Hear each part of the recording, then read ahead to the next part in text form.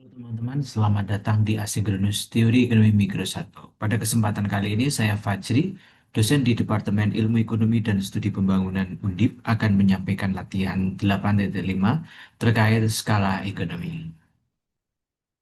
Sebelumnya secara teoretik kita telah mempelajari bagaimana skala ekonomi kemudian mempengaruhi penghematan biaya yang terjadi di dalam perusahaan. Nah, biasanya penghematan biaya idealnya tercipta karena dua hal, yaitu pecuniary dan juga real economic scale. Nah, pecuniary itu biasanya terjadi karena perusahaan itu telah mencapai kekuatan pasar yang cukup baik, gitu ya. Dalam artian adalah mereka dikenal oleh banyak pihak, gitu ya, sehingga untuk memproduksi barang yang cukup banyak, ya kan, dia akan mendapatkan penerimaan yang cukup besar pula sehingga dapat mensubstitusi biaya produksi yang telah dikeluarkan selama proses produksi tersebut. Namun di dalam bahasan teori ekonomi mikro satu ini kita akan fokus kepada real economic of scale, ya.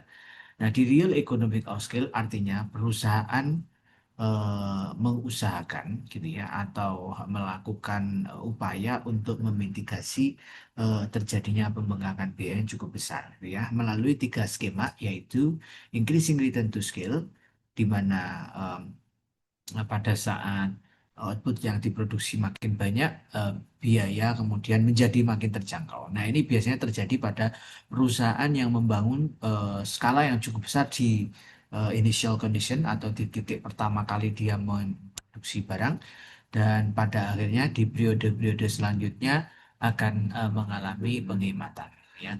Nah, sementara dalam konteks yang lebih lanjut dalam jangka panjang, yang ingin dicapai oleh perusahaan itu sebetulnya adalah mencapai minimum efficiency scale.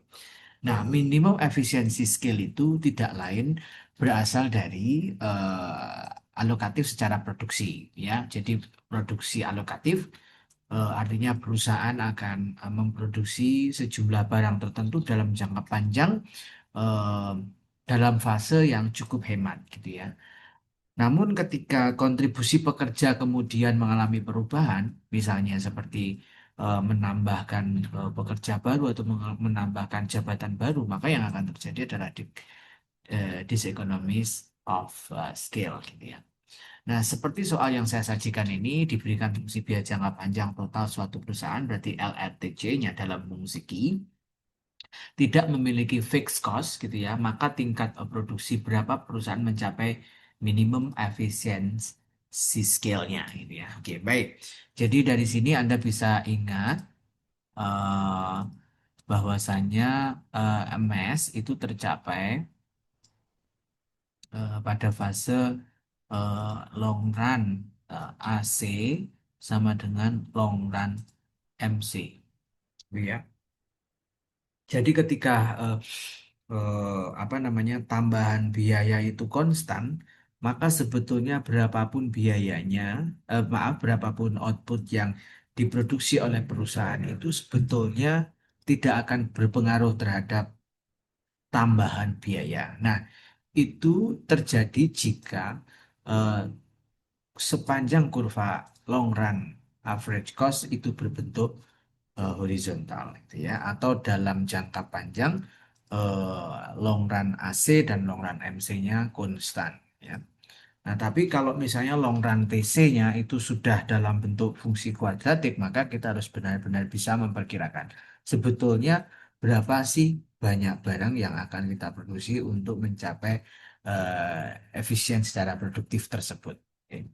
Nah, Anda bisa hitung ini long run AC, berarti LRAC-nya, berarti LRAC itu tidak lain adalah LRTC dibagi dengan Q. Ya, berarti long run AC itu sama dengan Q pangkat 3 min 10 Q kuadrat plus 60 Q eh, per Q, seperti ini. Berarti long run AC-nya itu tidak lain adalah Q pangkat 2 min 10 Q plus 60. seperti ini. Oke. Nah, ini adalah long run AC-nya. Nah, kemudian Anda juga bisa menderivasi long run MC-nya. Long run MC-nya tidak lain adalah delta long run TC dibagi delta Q, berarti di sini adalah DLRTC per dq. Ya, jadi kita bisa dapatkan nilainya tidak lain adalah 3Q pangkat 2 min 20Q plus 60. Seperti ini. Oke. Nah, berarti dari sini kita bisa tinggal langsung selesaikan. Berarti sekarang selesaikan LRAC sama dengan LRMC. Ya, berarti saya punya Q kuadrat min 10Q plus 60 sama dengan 3Q pangkat 2 min 20Q plus 60.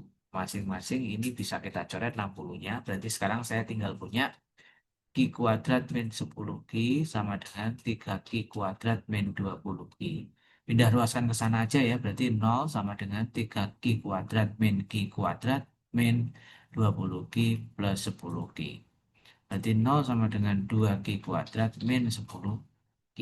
Ya, berarti 0 sama dengan 2 keluar Q min 5. Gitu ya, Q-nya juga keluar ke sini. Berarti kalau sudah kita faktorkan berarti 2Q sama dengan 0 atau Q sama dengan 5.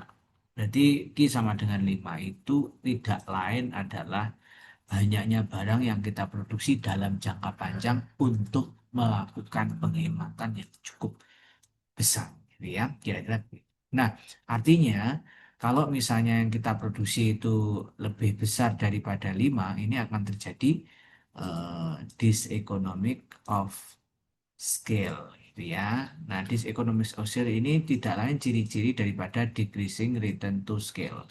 Misalnya seperti eh, apa namanya, kurang memperkirakan tambahan input, kontribusi input itu tidak begitu optimal terhadap penciptaan outputnya, gitu ya. Itu ya, berarti misalnya ini birokrasi birokrasi yang kurang baik. Nah, ini juga begitu akan membengkakkan biaya produksi jangka panjang. Oke, kira-kira begitu teman-teman untuk pembahasan skala ekonomi ini. Kita lanjutkan pada kesempatan lainnya. Terima kasih.